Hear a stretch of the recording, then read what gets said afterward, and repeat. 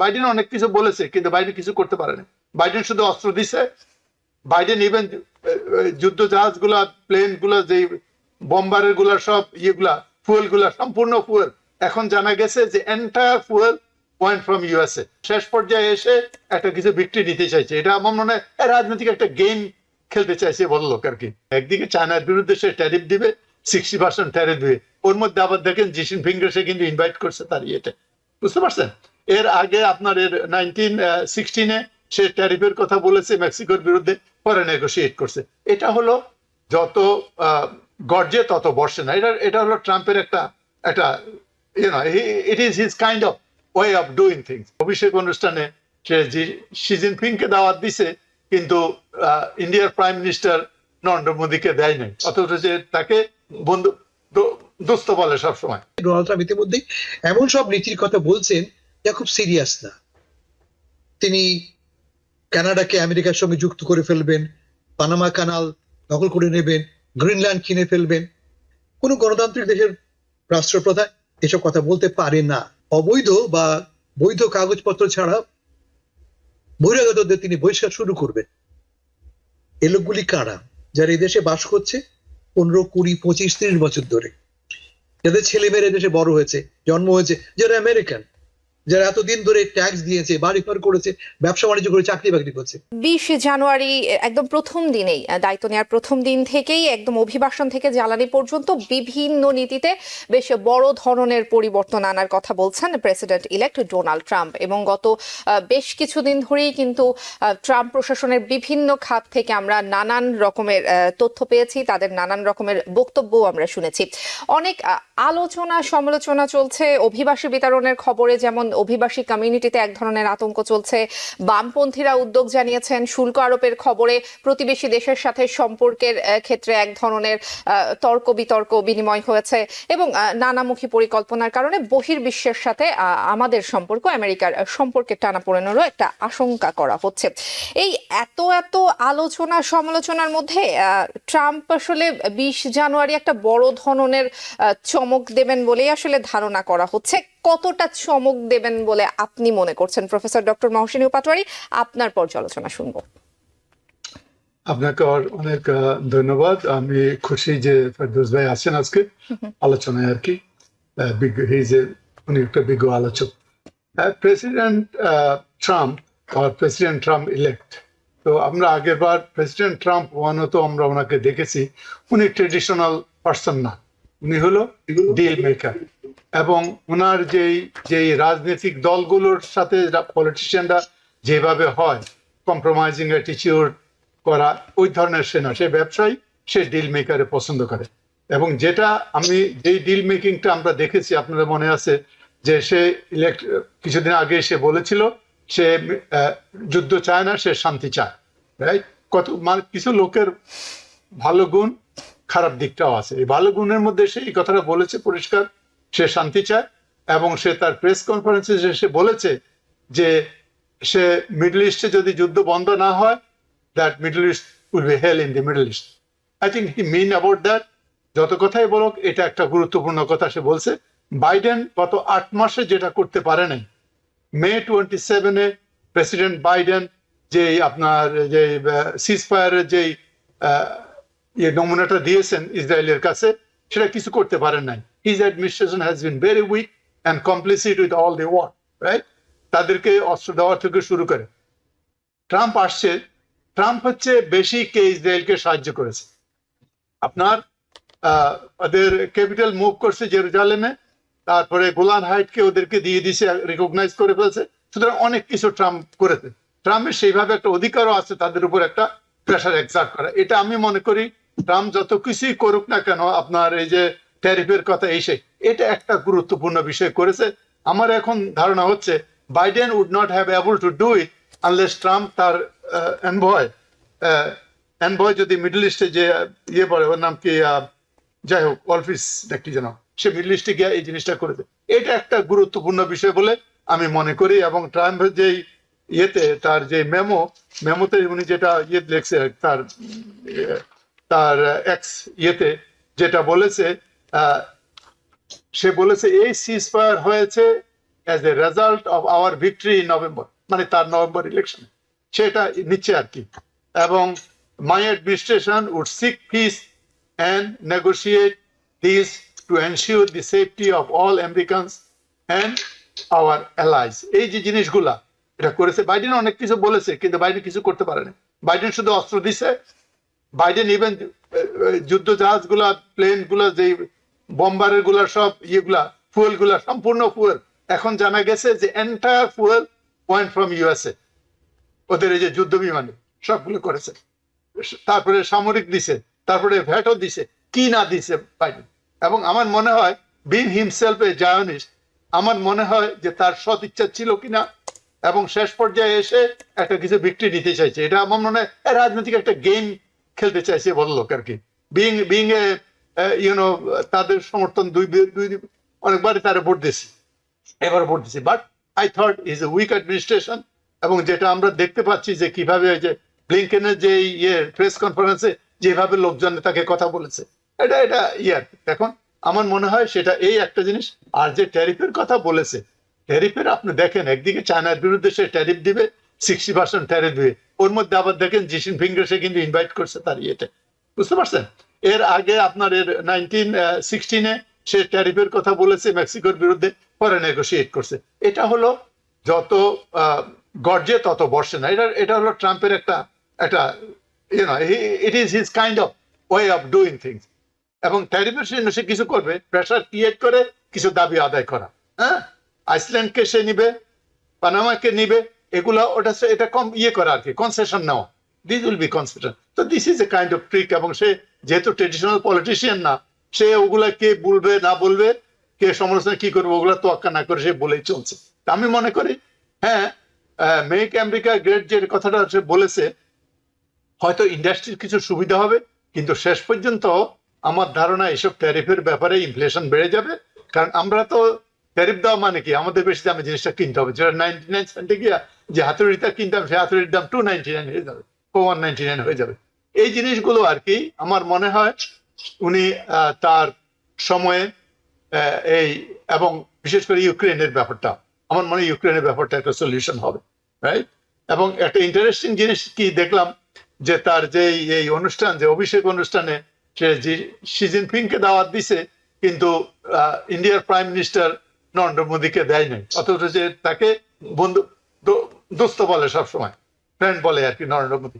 এই কতগুলো জিনিস এখন প্লাস মাইনাস যদি ধরেন, ওইদিকে মাইনাসের দিকে দেখতে গেলে ফার্স্ট আমেরিকান প্রেসিডেন্ট যে কনভিক্টেড ফেলন, কনভিক্টেড ক্রিমিনাল। সব দিক থেকে বিচার করলে আপনার ভালো মন্দ মিলে আমরা দেখতে পাচ্ছি হয়তো সে একটা কিছু পরিবর্তন আনতে পারে। ইভেন সে যদি চায় ইমিগ্রেশন একটা সুন্দর রিফর্ম করতে পারবে। এর আগে ইমিগ্রেশন রিফর্ম কিন্তু রিপাবলিকানরা করেছে রোনাল্ড রিগানের সময়। আমার মনে হয় এটা একটা সুযোগ আসছে।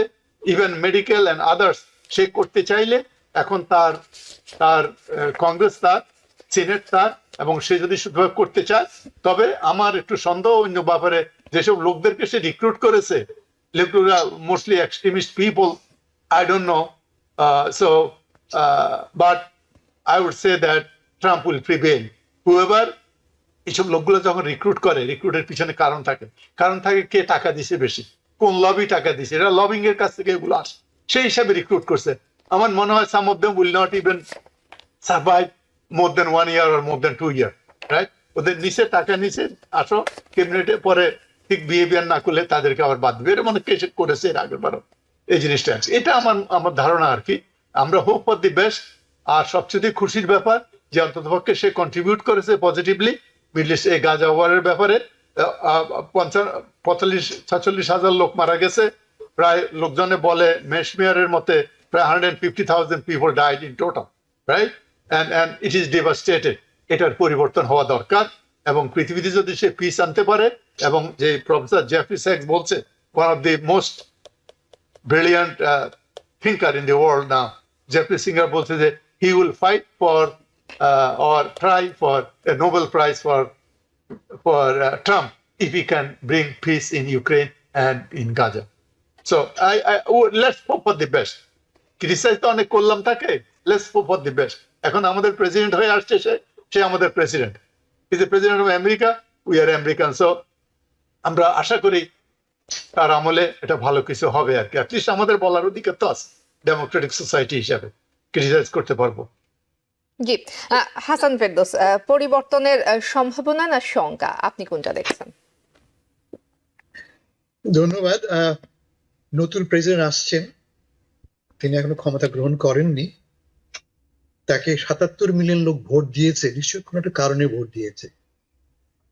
এই ৭৭ মিলিয়ন মানে প্রায় অলমোস্ট ৮ কোটি মানুষের প্রতি শ্রদ্ধা রেখে বলি আমরা, ডোনাল্ড ট্রাম্পকে একটা সুযোগ দেওয়া দরকার। আমরা আগে থেকে যদি তাকে ব্যর্থ বলে ঘোষণা করি, সেটা আমাদের মূর্খতা হবে। ডোনাল্ড ট্রাম্পের সফল হওয়ার একাধিক কারণ আছে শর্ট টার্মে, স্বল্প মেয়াদী অর্থে অনেক কারণ আছে। সবচেয়ে বড় কারণ আমেরিকার অর্থনীতি। হয়তো আপনাদের মনে থাকতে পারে 1 মাস আগে বা 1.5 মাস আগে ইকোনমিক্স পত্রিকা একটা কভার স্টোরি করেছিল, তার ক্যাপশন ছিল বিশ্বের ঈর্ষা মার্কিন অর্থনীতি। জো বাইডেন চলে যাচ্ছেন বটে, যাবার আগে তিনি ডোনাল্ড ট্রাম্পের জন্য এই গিফটটা দিয়ে যাচ্ছেন, বিশ্বের সবচেয়ে সবল সবচেয়ে শক্তিশালী অর্থনীতিতে দিয়েছেন ডোনাল্ড ট্রাম্পকে খেলা করবার জন্য। আমি খেলাই বলছি কারণে যে ডোনাল্ড ট্রাম্প ইতিমধ্যে এমন সব নীতির কথা বলছেন যা খুব সিরিয়াস না। তিনি কানাডাকে আমেরিকার সঙ্গে যুক্ত করে ফেলবেন, পানামা কানাল দখল করে নেবেন, গ্রিনল্যান্ড কিনে ফেলবেন। কোন গণতান্ত্রিক দেশের রাষ্ট্রপ্রধান এসব কথা বলতে পারে না, বিশ্বের আইন কানুন আছে। তার চেয়ে বড় কথা এই যে আমি আইন কানুনের কথা বলি, গ্লোবাল অর্ডার, বৈশ্বিক ব্যবস্থা যেটা দ্বিতীয় মহাযুদ্ধের পরে প্রতিষ্ঠিত হয়, সেটা কিন্তু আমেরিকাই তৈরি করেছে, বা আমেরিকা তার প্রধান কারিগর। মার্কিন যুক্তরাষ্ট্র, আগের প্রাক্তন সোভিয়েত ইউনিয়ন এবং যুক্তরাজ্য, এই 3 দেশ মিলেই কিন্তু জাতিসংঘ বানিয়েছে, বিশ্বের গ্লোবাল অর্ডার তারা তৈরি করেছে। আমরা এটাকে বলি ল বেসড গ্লোবাল অর্ডার। তো ডোনাল্ড ট্রাম্প সাহেব ক্ষমতা নেবার আগে ঘোষণা করে ফেলেছেন তিনি এই সমস্ত নিয়ম কানুন ভেঙে পানামা কানাল দখল করবেন, প্রয়োজনে সামরিক বাহিনী ব্যবহার করে। তিনি কিনে নেবেন গ্রিনল্যান্ড, যদিও গ্রিনল্যান্ড বিক্রির জন্য নয়। তিনি কানাডাকে বলেছেন তার সঙ্গে যুক্ত করে ফেলবেন। এই সবই আমি মনে করি ডোনাল্ড ট্রাম্পের স্বভাবজ বাগাড়ম্বর। আমাদের প্রাক্তন গভর্নর বারিও ওবামা একটা কথা বলতেন, উনি বলতেন যে আমরা ক্যাম্পেইন করি in poetry, we campaign in poetry. কবিতার ভাষায় ক্যাম্পেইন করি আর শাসন করি গদ্যের ভাষায়। ফলে ওই কবিতার ভাষায় কথা বলার দিন শেষ হয়ে গেছে, এখন গদ্যের ভাষায় কথা বলতে হবে। কঠোর বাস্তবতা তাকে ফেস করতে হবে, তার বাস্তবতা ফেস করতে হবে। সবচেয়ে বড় বাস্তবতা কি? উনি বলেছেন তিনি প্রথম দিন থেকেই 12 মিলিয়ন অবৈধ বা বৈধ কাগজপত্র ছাড়া বহিরাগতদের তিনি বহিষ্কার শুরু করবেন। এ লোকগুলি কারা? যারা এই দেশে বাস করছে 15, 20, 25, 30 বছর ধরে, যাদের ছেলে মেয়েরা দেশে বড় হয়েছে, জন্ম হয়েছে, যারা আমেরিকান, যারা এতদিন ধরে ট্যাক্স দিয়েছে, বাড়ি ঘর করেছে, ব্যবসা বাণিজ্য করে, চাকরি বাকরি করছে, তাদের সবাইকে তিনি হোলসেল বের করে দেবে, শুরু করবে বের করাটা। এই বের ফলে যে ডিসরাপশন হবে, আমেরিকার সামাজিক ক্ষেত্রে যে অব্যবস্থা সৃষ্টি হবে, তার চেয়ে বড় কথা অর্থনৈতিক ডিসরাপশন। এই লোকগুলি মূলত কাজ করে কোথায়? ফার্মে, কৃষি ক্ষেত্রে, কাজ করে কনস্ট্রাকশনে, আবাসন ক্ষেত্রে, আর সার্ভিস সেক্টরে, হোটেল, দোকানপাট ইত্যাদিতে। এই লোকগুলি যাওয়া শুরু করে, এই যে ভ্যাকুয়াম তৈরি হবে, তা পূরণ করবে কে? ফলে পুরো অর্থনীতি শর্ট টার্ম, লং টার্মে আমি বলছি না, লং টার্মে আবার লোক ভরে যাবে, শর্ট টার্মে প্রবল অস্তিত্ব সৃষ্টি হবে। 1 নম্বর। 2 নম্বর, তিনি বলছেন তিনি ট্যারিফ ইম্পোজ করবে। ইম্পোর্ট ট্যারিফটা কি জিনিস? বিদেশ থেকে যে সমস্ত মাল আসবে তার উপরে আমরা শুল্ক আরোপ করব। এই শুল্ক আরোপ তিনি ভাবছেন যে এটা বুঝি চায়না পে করবে, কানাডা পে করবে, মেক্সিকো পে করবে। না, এটা আমরা পে করব। কারণ আমরা কিনবো, ধরা যাক কম্পিউটারটা কিনি, আমরা একটা ট্যাবলেট কিনি, 10 টাকা কিনতাম, শুল্কের কারণে এখন তার দাম হয় 12 টাকা। এই 2 টাকা কে দেবে? আপনি আমি দেবো। ফলে ডোনাল্ড ট্রাম্প ক্ষমতায় এসছেন কিন্তু মূলত ইনফ্লেশনকে নিয়ন্ত্রণে আনবে এই প্রতিশ্রুতি দিয়ে। ঠিক তার অ্যাকশনের ফলে কিন্তু শুরু হবে ইনফ্লেশন, বেড়ে যাবে। ফলে তার যে প্রধান শক্তি, নিজেই তিনি এটাকে উইক করে ফেলবেন। ডক্টর ভাই ঠিক বলেছেন, ট্রাম্প সাহেব বলেন বটে, কিন্তু এটা তার বলেন মতো নেগোশিয়েট করবার জন্য। তিনি ট্রানজাকশনাল ব্যবসায়ী মানুষ, তো আমি 10 টাকা দিলাম, তুমি আমাকে কি দিবা, মাল দাও 10 টাকার বদলে। এই ট্রানজাকশন হচ্ছে কি ডোনাল্ড ট্রাম্প। কেমন গতবারও তিনি ট্যারিফ কথা বলেছেন, এবং পরে দেখলাম আমরা যে ঠিকই তিনি চুক্তি করে নিচ্ছেন সবার সাথে এবং চেষ্টা করছেন কিছু অ্যাডভান্টেজ নেবার জন্য। যেমন ধরা যাক পানামা, তিনি হঠাৎ করে পানামার কথা কেন বলছেন? তিনি মারা দখল করতে পারবেন এবং পারলেও ধরে রাখতে পারবেন? ইম্পসিবল। একে তো আইনি বিরোধী, 2 নম্বর এটা পসিবল। আমেরিকা কেন চলে এলো পানামা থেকে আপনারা জানেন? কেন চলে এলো? 1977-এ যখন কার্টারের সময় পানামা থেকে আমেরিকা চলে আসে, তার মূল কারণ চারদিকে এই পরিমাণ বিক্ষোভ শুরু হয়েছিল পানামাবাসীদের। প্রতিদিন মিছিল, প্রতিদিন বিক্ষোভ। বাবা ছেড়ে দিয়ে কেঁদে বাঁচি, সে অবস্থায় আমেরিকার চলে এসছে। সে একই অবস্থাতে আবারও হবে যদি সত্যি সত্যি আমেরিকা জোর করে দখলের চেষ্টা করে। কেন চলে কেন আমেরিকা, কেন ডোনাল্ড ট্রাম্প এই কথাগুলি এখন বলছেন? তার মূল কারণ হচ্ছে তিনি পানামার সঙ্গে নতুন চুক্তি করতে চান। যে সমস্ত জাহাজ পানামা হয়ে আমেরিকা আসে তার উপরে যে শুল্ক বসা হয়, তিনি চান সেই শুল্কের হারটা কমানো হোক আমেরিকার জন্য। যদি হারটা কমে তাহলে যে শুল্ক তিনি বসাচ্ছেন চাইনিজ পণ্যের উপরে, আশা করছেন তিনি এটা কিছুটা কম হবে, অফসেট হবে। এটা বলে একটা তার অঙ্ক আছে, তার এই অঙ্ক কাজে লাগবে কিনা আমরা জানি না, কিন্তু এটা তার অঙ্ক। কেমন? কিন্তু যেটা ভয় তা হচ্ছে যে তিনি গ্লোবাল এই অর্ডারটাকে চ্যালেঞ্জ করছেন। আগেরবারও করেছিলেন, এবারও চ্যালেঞ্জ করছেন। এটা আমার সবচেয়ে বড় ভয়। ডোনাল্ড ট্রাম্প একজন, আমরা আগে বারবার বলেছি, একজন অটোক্র্যাট। তিনি বলেছেন তিনি প্রথম দিন হলো, একদিনের জন্য হলো ডিক্টেটর হবে। তার মানে এটা কি? সকল নিয়ম কানুন তিনি ভেঙে ফেলবেন, প্রাইমারি ডোমেস্টিক্যালি। বহির্বিশ্বের কথা পরে ভাবি আমরা, ভেতরে তিনি কি করবেন? তিনি 1 নম্বর কাজ কি বলেছেন? তিনি ডিপার্টমেন্ট অফ জাস্টিসকে ব্যবহার করবে তার ব্যক্তিগত টুল হিসেবে। যারা তার শত্রু তিনি মনে করেন, যেমন ধরা যাক ন্যান্সি পেলোসি, তার শত্রু তার চোখে, তাদের তিনি দেখে নেবেন। তিনি কি বলেছেন? যারা যে সমস্ত ডিওজের কর্মচারীরা, প্রসিকিউটররা 6 জানুয়ারির বা তাকে প্রসিকিউট করেছে তাদের দেখে নেবেন। তিনি কি বলেছেন? যে সমস্ত মিডিয়া আমাকে সমালোচনা করেছে তাদের দেখে নেব।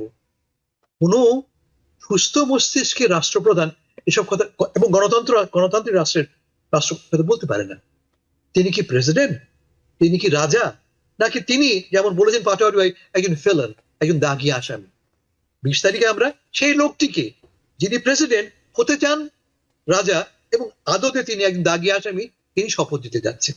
আমাদের খুব ভাগ্য ভালো যে ওদিন খুব প্রচন্ড ঠান্ডা থাকবে, খুব কম লোক সেখানে যাবে। এটি তার একটা সিগন্যাল। আমি জানি না ঈশ্বর থেকে সিগন্যাল আসছে কিনা তোমার জন্যে, এই ঠান্ডাটা আসছে তোমার জন্য, খুব বেশি লোক সেখানে যাবে না। It's a signal from whoever. New York থেকে সম্প্রচারিত TVN 24 টেলিভিশন বিশ্বজুড়ে বাঙালির কণ্ঠস্বর।